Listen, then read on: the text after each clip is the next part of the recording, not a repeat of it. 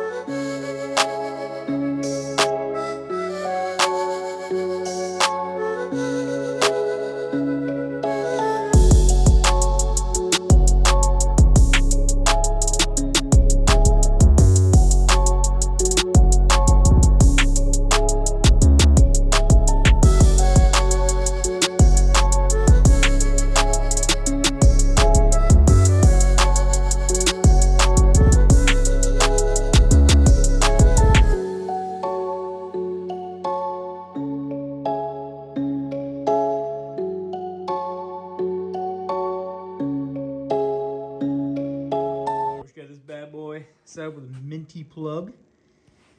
And got the battery charge on there. In theory, if I did my homework correctly, fuel pump should turn that sucker on.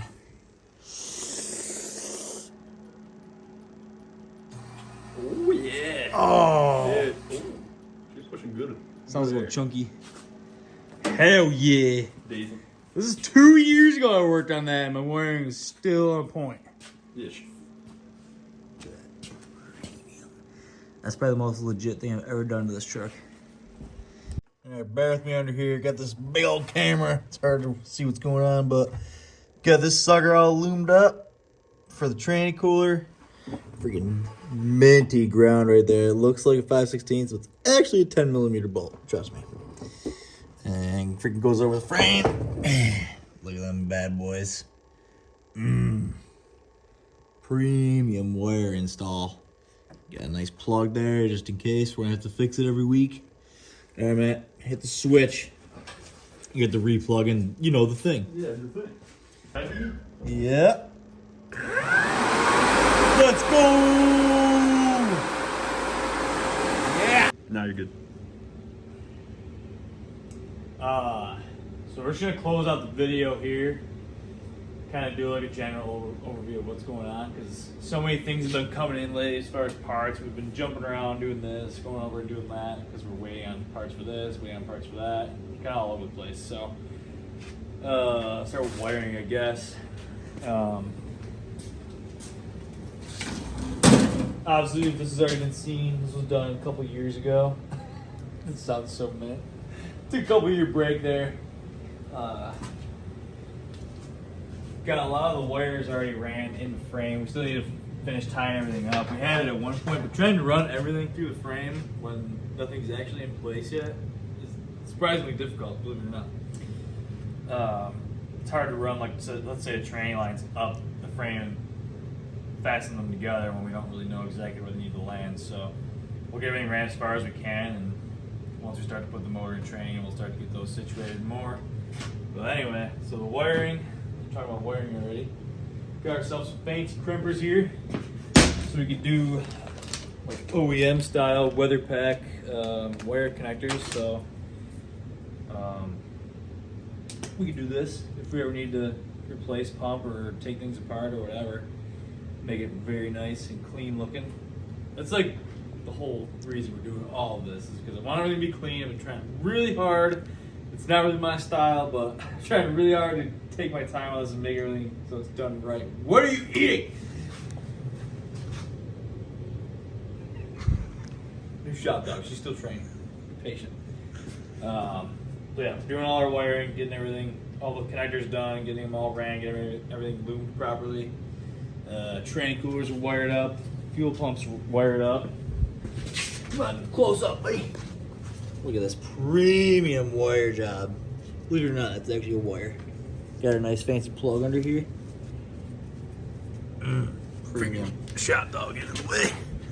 Yeah, that's, I guess that's pretty much it for wiring, but had a hiccup with our AM lines. I ended up buying the wrong style lines. They have these weird flares on them. Supposedly they're made for a special kind of hose that has like plastic inside, and I didn't know that because I don't know anything. So, in the process of waiting for fittings so we can get all those swapped out to the correct fittings, we have a lot of bad fittings. Mostly all incorrect fittings, but everything that's incorrect is on its way here with the correct ones. So, wasted money as usual. Got all our boots for intercooling, or intercooler pipes. I decided to go all stainless piping on this. I'm going to try to TIG weld it, so it's probably going to be destroyed, but we've got a 4-inch pipe. Got some more elbows coming for the hood stack.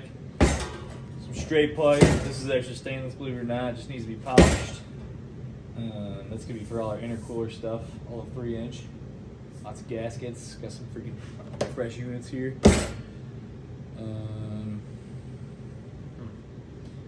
This. This is something I wanted for a long time because I have a billet timing cover. Now, 12 valve, your fill tube is through, I think it's a 24 valve too, isn't it? No, it's through the valve cover. Oh. Bougie. Well, so 12 valve, it goes in through the timing cover, which bought different timing covers and now oil fill, so it doesn't pull the valve cover off and try to fill through there and spills all over the place, pain in the ass. And when you do hot retorques all the time, you have 8 million valve covers to take off. This one, you just freaking pull your bolts, bang, like a second gen style. Mint. And then I have a freaking sick oil fill cap now, so I can fill my oil the proper way. Luxuries. Got a stage 1 CNC ported fire ringed head here from Power Driven. Waiting on gaskets so we put the motor together because Haley Machine head gaskets are currently on back order, unfortunately. If they weren't, I'd already put it together. But so that's most of our parts. Then over here, starting to work on the motor. Got the carbide scrapers out, getting this thing cleaned up, trying to make sure we get a really good service on that. We'll do a whole like motor cleaning and assembly video all separate. This has to get torn down and sent to the transmission dude. He's gonna go through and check things over. Last time I had it out and it was gone through, the input shaft was starting to twist, so hopefully it's got a little bit of life left in it. We'll see what he says. But got lots of videos coming. This video is gonna be a jumbled up mess because, like I said, everything's all over the place. So next video will be more organized, hopefully. Hopefully the next video will be fixing fittings and possibly putting the bed back on. But yeah.